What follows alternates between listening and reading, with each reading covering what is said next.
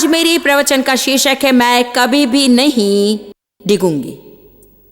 1 कुरिन्थियों अध्याय 15 पद 58। 1 कुरिन्थियों अध्याय 15 पद 58।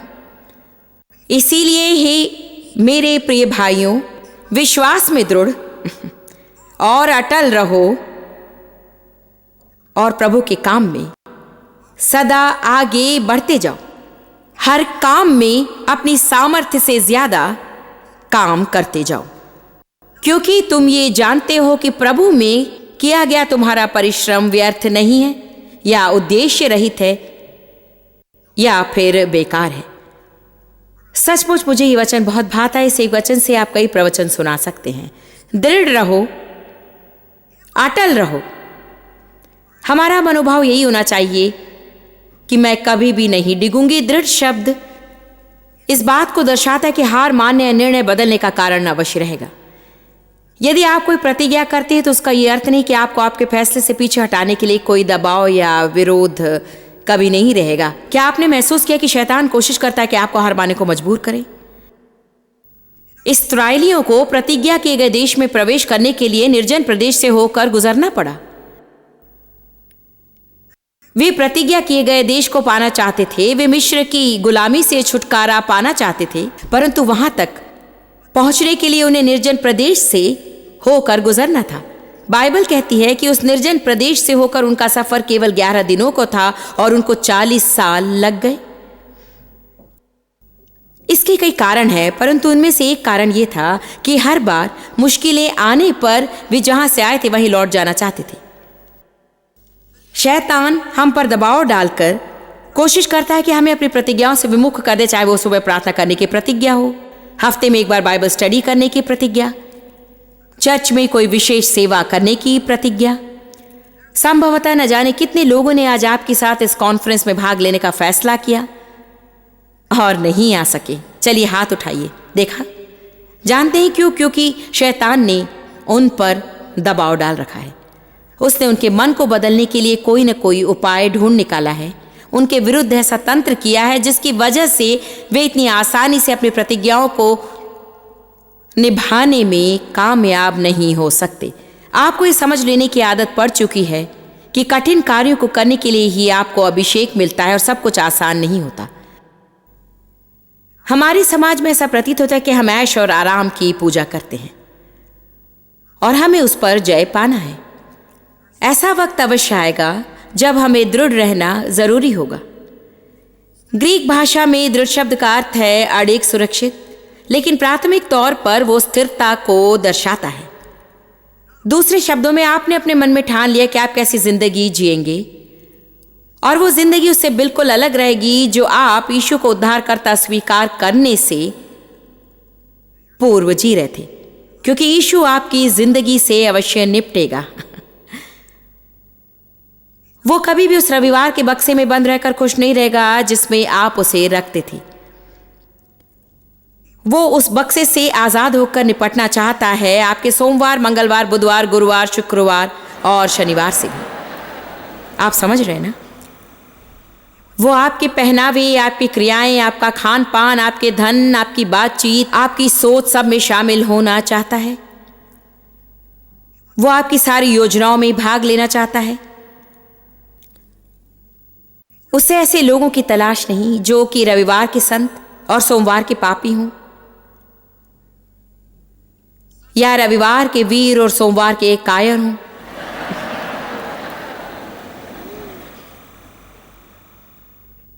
कई सालों पहले हमें गीत गाया करते थे कि मैं कभी ना डिगूंगा, मैं कभी नहीं, कभी भी ना डिगूंगा। और आप जानते हैं रविवार के दिन उसे गाना बड़ा आसान होता है, परंतु सोमवार को उतनी आसानी से डगमगा जाते हैं।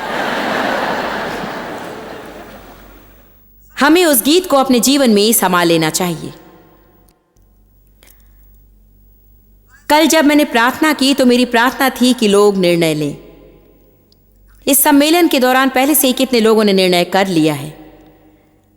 मेरा विश्वास है कि बाकी लोग आज निर्णय लेंगे और मुझे विश्वास है कि आप ये एहसास कर लेंगे कि आप अब तक दुचित्ता रहे हैं।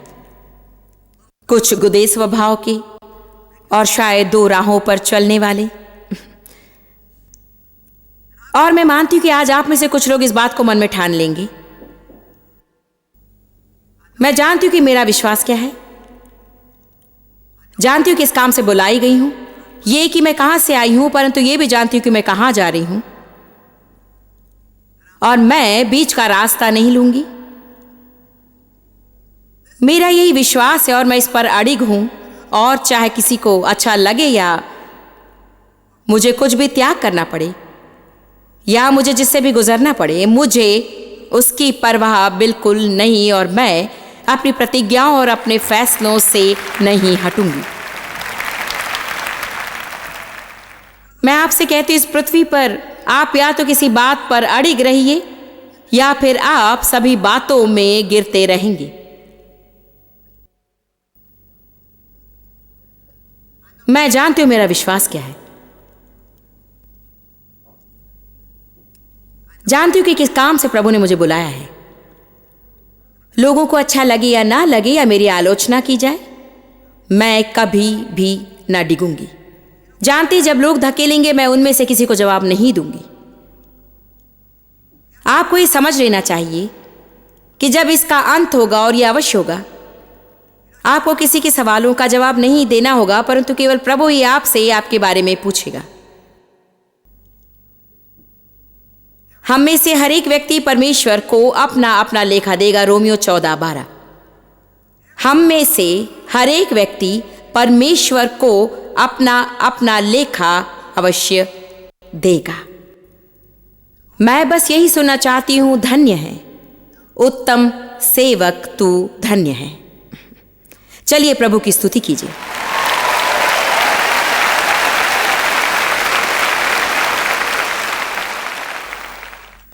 निकालिए प्रेरितों के काम 20:24।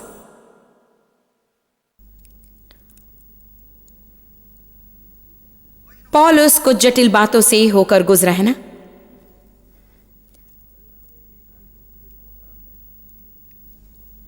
कई परिस्थितियां इतनी अधिक जटिल थी जिनसे आज तक हमें गुजरना नहीं पड़ा है।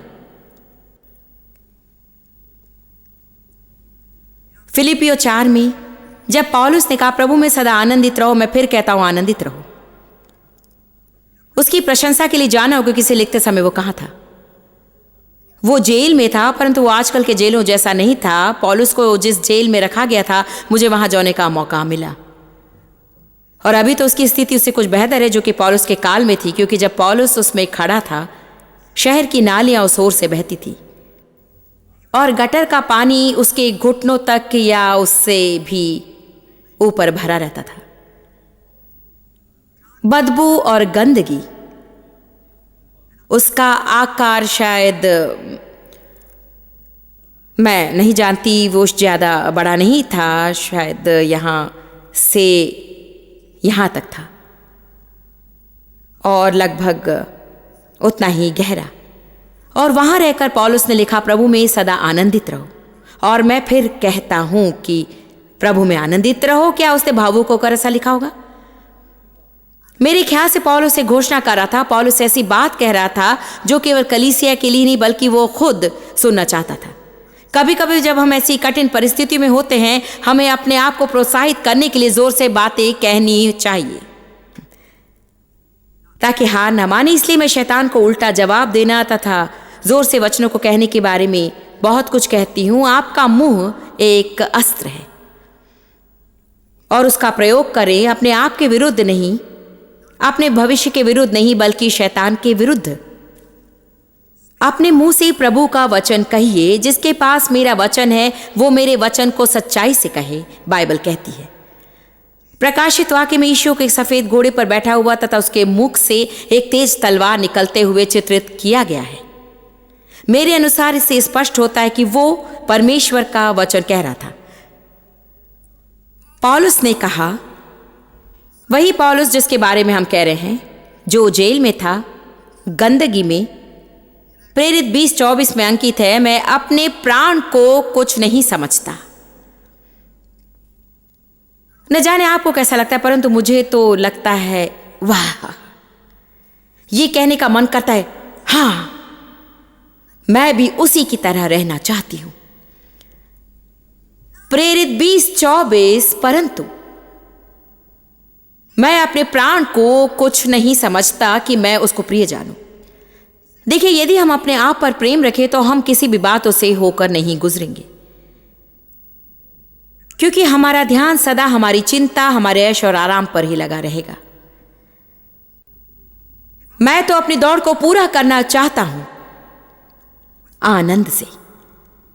इसमें से अभी मैं इतना ही पढ़ूंगी। कुछ वर्ष पूर्व इसी वचन से मैंने एक श्रृंखला में प्रवचन सुनाया था, क्योंकि मुझे ये पसंद है। मैं अपने प्राण को कुछ नहीं समझता। अद्भुत। आज किसी को इसे समझना जरूरी है। मैं अपने प्राण को कुछ नहीं समझता।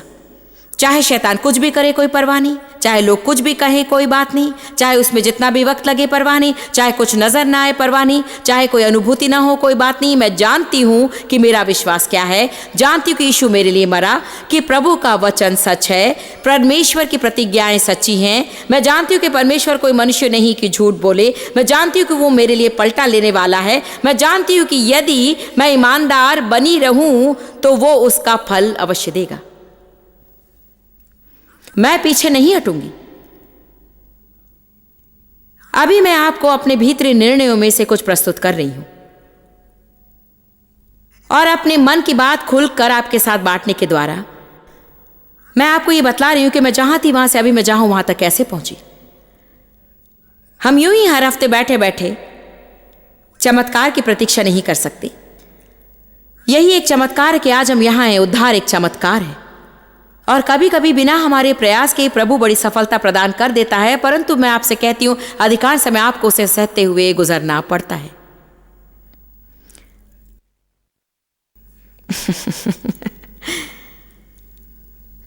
हमारे जीवन में पवित्र आत्मा का सामर्थ्य इसलिए नहीं दिया गया कि हम हर समय चीखते चिल्लाते फिर सकते हैं। नहीं नहीं नहीं नहीं नहीं नहीं नहीं नहीं नहीं नहीं नहीं नहीं नहीं, मुझे नहीं लगता कि मैं आगे बढ़ सकती हूँ। मैं साल भर की प्रार्थना करती आ रही हूँ और अभी तक मैंने कुछ नहीं पाया। देखिए, मैं किसी के दुख या दुविधा का मजाक उड़ाना नहीं चाहती हूँ, पर मैं तो यही कह रही हूं कि आपका दुख उतना ही है जितना कि आप सह सकते हैं। वो उतना ही होगा जितना आप सह पाए। और बाइबल कहती है और हमें वचन देती है कि प्रभु हमारी सहन से बढ़कर कुछ नहीं होने देता, परंतु हर परीक्षाओं के साथ वो उससे बचने का मार्ग भी बता देता है, क्योंकि वही मार्ग है। हमें ये कहना छोड़ देना चाहिए, मैं सह नहीं सकती, मैं नहीं कर सकती, मैं एक और दिन इसे बर्दाश्त नहीं कर सकती। जब भी हम ऐसी बातें कहते हैं, हम खुद को निर्बल बनाते हैं और दुर्बल दुर्बल दुर्बल होते जाते हैं। कभी कभी लोग हार मानकर छोड़ देते हैं और कभी कभी वे पिछड़ भी जाते हैं, वे मिस्र को लौट जाते हैं, परंतु इसलिए नहीं कि उनकी मजबूरी है, वरन इसलिए कि वे ये नहीं जानते कि विश्वास की अच्छी लड़ाई कैसे लड़ी जाए, और ये कहना कि मैं कभी नहीं डिगूंगा।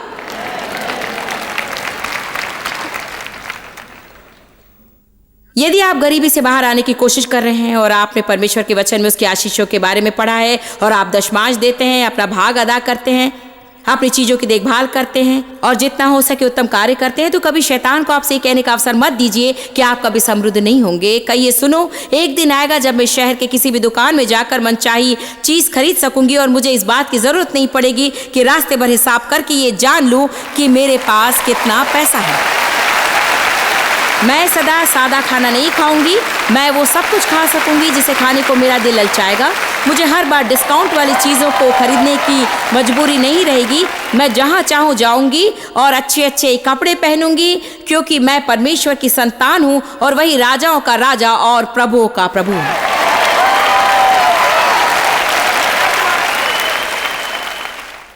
इसी वक्त मैं आपको बता सकती हूँ कि यदि आप पर आध्यात्मिक आत्मा सवार है, ठीक अभी आप आधे पागल हैं। शायद आपने ध्यान नहीं दिया होगा, एक चीज जिसे यीशु बर्दाश्त नहीं कर सका वो थी धार्मिक दुष्टात्माएं।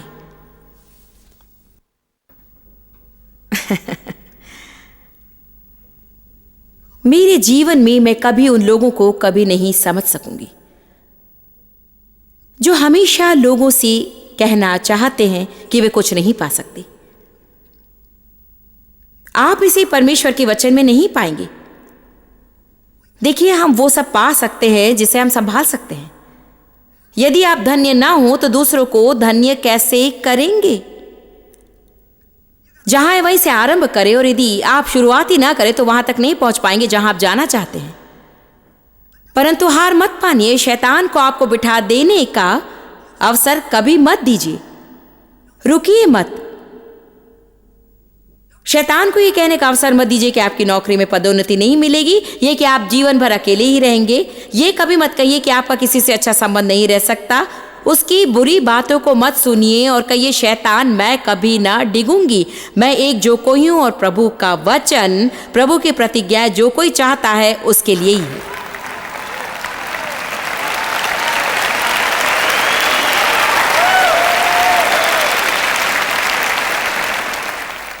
लेकिन मैं आपको बता दूं, प्रभु आपके लिए जो कुछ कर सकता है वो यही है। जीवन और मृत्यु दोनों को तुम्हारे सामने मैंने रख दिया है, जीवन को चुनो। आपको फैसला करना है। मैं आपको 3 वचन बताना चाहती हूं, और पहला वचन है पहला राजा 18:21, तुम कब तक 2 नावों में पैर रखे रहोगे?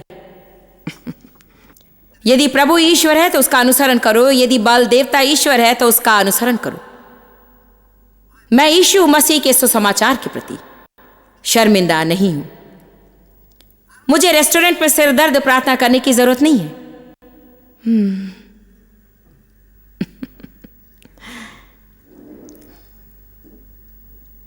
मुझे चीखते चिल्लाते अपनी मूर्खता को प्रकट करने की जरूरत नहीं है, परंतु सबके सामने भोजन के लिए प्रार्थना करने में नहीं शर्माऊंगी। किसी कतार में मित्र के साथ खड़े रहकर जरूरी नहीं कि धीमी आवाज में परमेश्वर के बारे में बातचीत करें।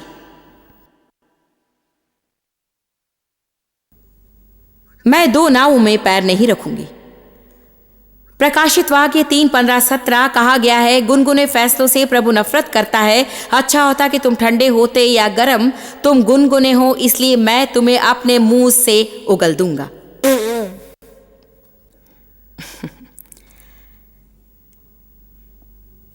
यहोशू 24:15, आज इस बात का निर्णय करना होगा कि तुम किसकी आराधना करोगे। जहां तक मेरा और मेरे परिवार का प्रश्न है, हम प्रभु ही की आराधना करेंगे।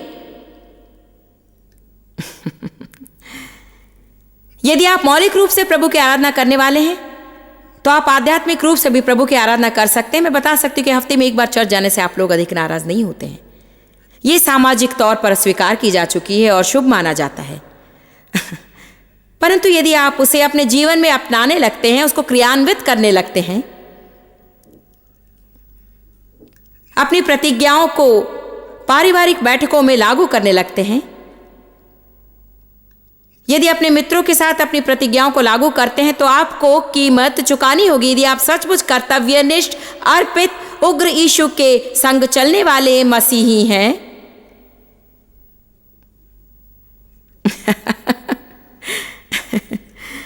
तो आपको एक कीमत चुकानी पड़ेगी। यीशु ने कहा, यदि कोई मेरा शिष्य बनना चाहे तो वो अपना क्रूस उठाकर मेरे पीछे चले। वो स्वार्थहीन जीवन जीने तथा इस बात की चिंता न करने की कि हमारा क्या होगा के बारे में कह रहा था।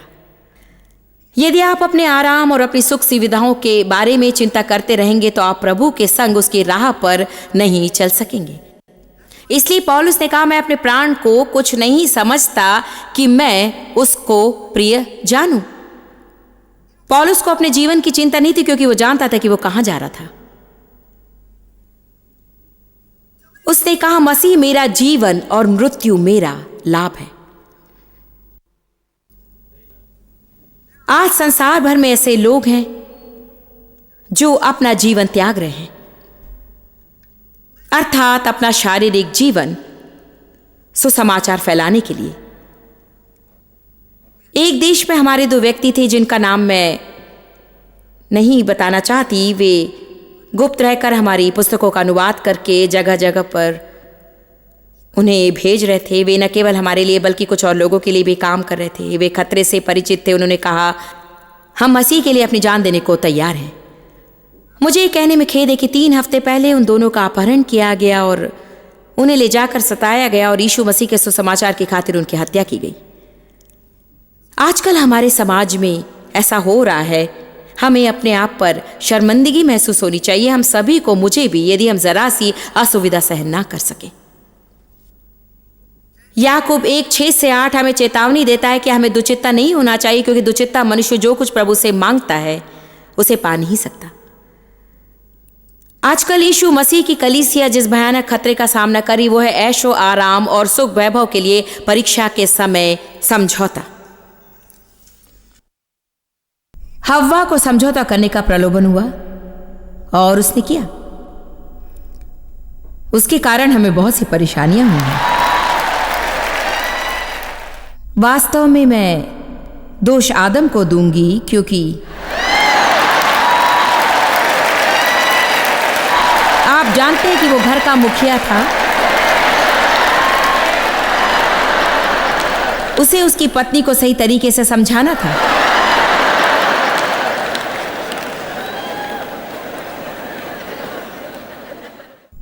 क्योंकि प्रभु ने आदम से कहा और आदम ने हव्वा से कहा, और मेरा विश्वास है कि उसने अच्छा काम नहीं किया। मुझे आज मजा आ रहा है। यूसुफ को समझौता करने का प्रलोभन हुआ, जो पोतीफर की पत्नी ने उसे संभोग के लिए प्रलोभित किया। वो भी युवा था, उसे प्रलोभन में पड़ने की क्या इच्छा नहीं हुई होगी? वो पहले ही बहुत चीजों से गुजर चुका था और बड़ी आसानी से राजी हो सकता था कि मैं ये करना नहीं चाहता, लेकिन उसकी इच्छा को अगर नहीं मानूंगा तो मैं मर जाऊंगा। ये तो वही बात हुई, मेरा क्या होगा, मेरा क्या होगा, मेरा क्या होगा, अगर मैंने ये नहीं किया तो मेरा क्या होगा। हाँ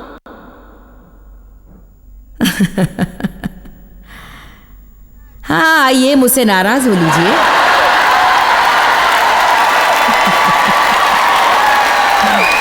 आप लोगों के लिए मैं रोबो बाद में करूंगी, बाद में करने की कोशिश करूंगी जब मुझे लगेगा कि करूं। अभी मुझे करने की इच्छा नहीं है। सच में यीशु में कितना आनंद है। ओ जानते, मुझे यीशु से बहुत प्रेम है। मुझे खुशी है कि वो रूखा सूखा नहीं है। आप यीशु के घर में हैं। यीशु, हालेलुया, अद्भुत।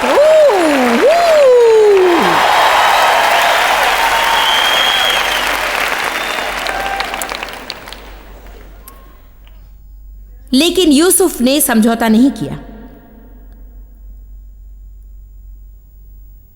देखिए, गेहाजी को प्रलोभन हुआ, उसने समझौता किया। यीशु को प्रलोभन दिया गया, लेकिन उससे समझौता नहीं किया। यहूदा प्रलोभित हुआ और उसने समझौता किया। दानियल को प्रलोभन हुआ, उससे समझौता नहीं किया। हर एक को प्रलोभन होता है, हर एक को। कोई भी बच नहीं पाया है। हर कोई जो विश्वासी कहलाता है कभी न कभी जीवन में इससे गुजरता ही है। हम बातों पर बातें कर सकते हैं, लेकिन कार्य में ही सबूत है।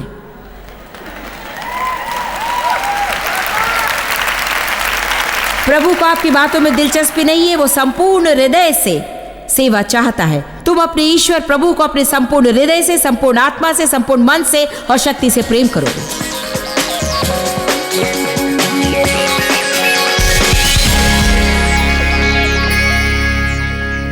हम परमेश्वर के सहभागी हैं, अर्थात उसका एक भाग है और हमारा एक भाग है।